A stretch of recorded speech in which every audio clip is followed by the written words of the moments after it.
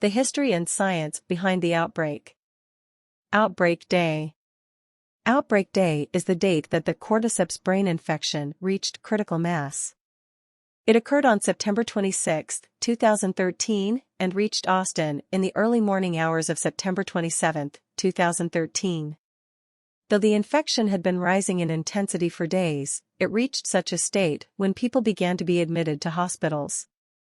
The infection spread quickly in cities like Austin, eventually being confirmed to have spread nationwide. A state of national emergency was declared. The military and the National Guard were mobilized quickly in the early hours of the morning, blocking the highway, setting up a base for residents to flee to for refuge. News networks tried to inform people of this safe area, including Rose Graham, but many went off the air shortly after the start of the outbreak. Outside Austin, several infected patients, having transformed into runners, escaped from the nearby hospital and attacked people trapped on the highway due to the high amount of traffic. Much of the city erupted into chaos due to the outbreak.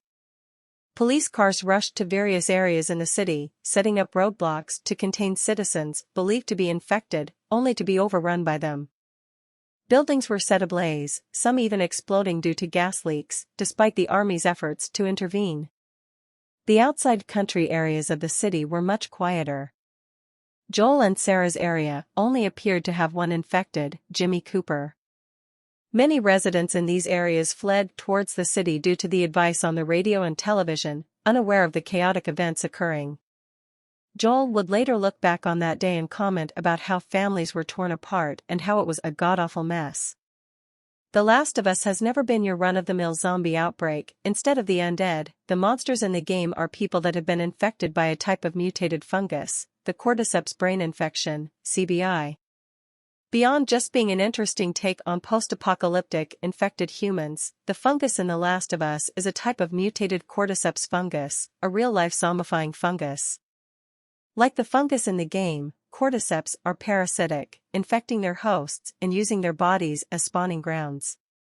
Most Cordyceps prefer insects and arthropods, such as ants. After the creature becomes infected, the fungus takes over the host's mind, so to speak.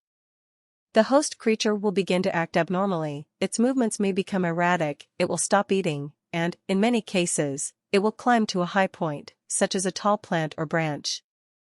This is so the fungus has the best possible reach once it releases its spores, which it does after growing out of the host's body like some gruesome science fiction alien. It's all very disturbing, especially for the poor insect victims, but luckily for humans, Cordyceps don't seem to be much of a threat, in real life, of course.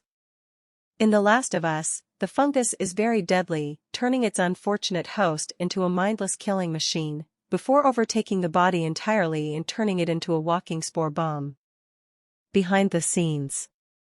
A tweet by Naughty Dog developer Mark Richard Davies places Joel's birthday on Outbreak Day. This is backed by the events of the prologue and by in-game newspapers and calendars. Naughty Dog celebrates Outbreak Day every year by releasing new content and merchandise such as free PSN avatars and limited edition posters.